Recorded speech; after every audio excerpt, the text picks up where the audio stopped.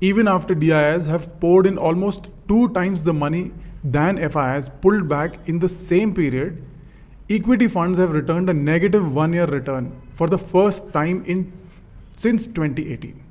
A few days ago, I read reports highlighting that over 50% of last year's SIP investments were in just 19 stocks.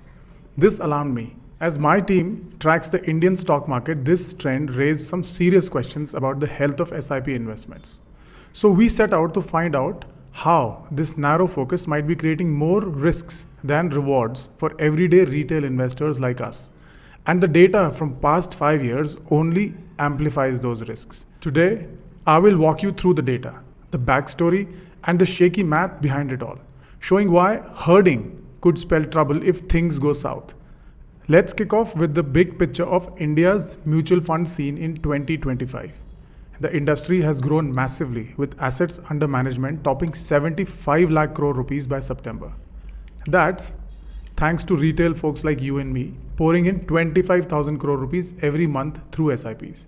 Equity investments alone reached 2.67 lakh crore rupees, riding on positive vibes from infrastructure projects, green energy push, and India's expected 6.5 to 7% GDP growth. But here is where it gets concerning. And what sparked my research? Half of those equity inflows, about 1.34 lakh crore, flowed just into 19 stocks across tech, banking, consumer goods, and manufacturing. This tight focus has kept the market somewhat steady, countering 2.8 lakh crores in sell-off from FIIs. DIIs stepped up with 6.1 lakh crores in net buys in the same period. Yet, this stability feels off, even with some companies showing solid profit growth and better financial metrics, like double-digit jumps in earnings. The Nifty index only scraped a 7.3% nominal gain from October 24 to October 25, which is basically zero after inflation adjustment. The top 6 stocks out of the 19 have snagged 25% of the total inflows. Tech at 5%, private and public banks at 4% each, and consumer plays at 4%. Funds might hold 1,100 stocks in total, but they net sold only 55, which screams selectivity. For us retail investors driving 70% of these domestic flows, this narrow channeling means our SIPs are holding up a handful of names without spreading the growth we deserve. To give you more context from our research, let's look at SIP inflows over the last 5 years. Total contributions have grown at about 30 to 35% annually, with equity schemes taking a bigger slice, from 75% in FY21 to 90% in FY25. In FY21, total SIPs were 0.96 lakh crores, with equity at 0.72 lakh crores. By FY22, it rose to 1.25 lakh crores total. By FY23, 1.56, and in FY24, phenomenally up by 1.99 lakh crores. And in FY25, total so far is 2.89. Now let's tackle the fund distribution.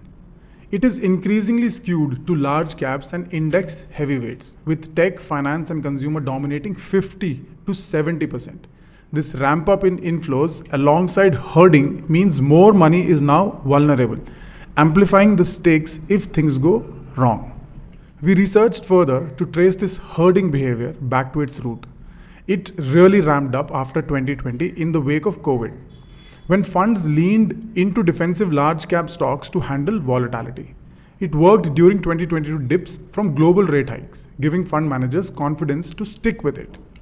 Fast forward to 2025, and with foreign investors pulling back, domestic funds went all in on this herding. Now, even as broader company profits rise and metrics improve, the index doesn't budge because the money isn't going where the real growth is happening. This setup weakens the foundation. Rather than building depth through smart and spread out picks, it piles risk into a small basket. And the 5-year SIP data shows how escalating inflows have supercharged this herding. And let's be honest, fund managers' choices here could make more scrutiny. They often go for short-term benchmark safety over digging for true value, which breeds complacency and misses out on broader opportunities. Our research also spotlighted the bank's role. They are key players in shaping this. Big names like HDFC, SBI, and Kotak often run or partner with fund houses, using apps, branches, and advisors to sell SIP as the ultimate steady wealth builder. Their campaigns, with Amphi's help, have pulled in millions since 2020 digital surge, exploding the AUM. But the flows tend to stay narrow, funneled into those safe large caps that boost the bank's own stocks while raking in fees. The multi-year SIP data highlights this amplification. As inflows nearly tripled from FY21 to FY25, banks' push has intensified herding, exposing more of our savings to concentrated vulnerabilities. All these funds are under SEBI's watch, with rules capping single stock bets at 10%. But regulations on herding do not even exist. SEBI is more like Indian police, which arrives on the scene than proactively curbing issues. And we have seen it in the past.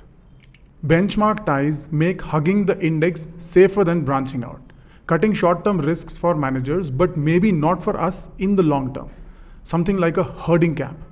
Capping how much whole industry piles into certain stocks can fix it, but SEBI is focused on dissing retail investors. The core 19 stocks feature Infosys, Axis Bank, SBI, Swiggy, Asian Paints, HDFC Bank, and others, which are all strong picks.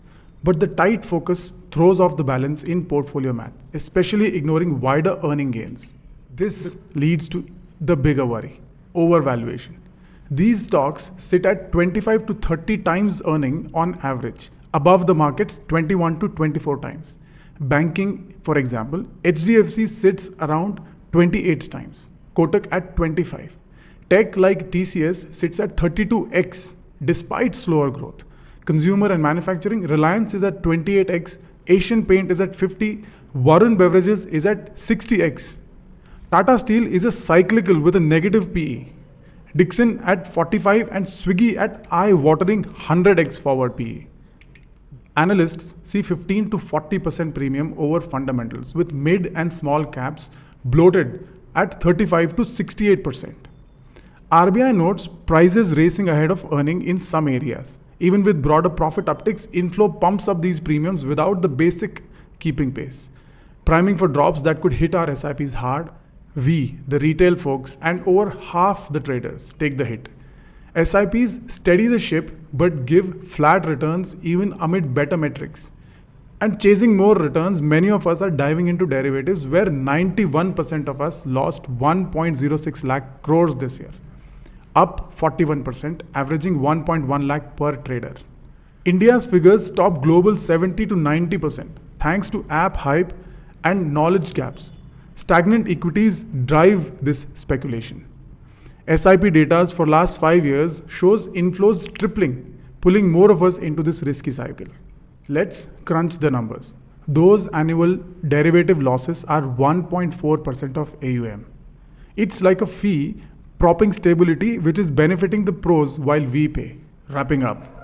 That news on SIP concentration pushed me to research, revealing the fragile setup with math that does not hold if risks emerge, hurting us retail the most. The flat index amongst growing profits goes beyond the FII blame.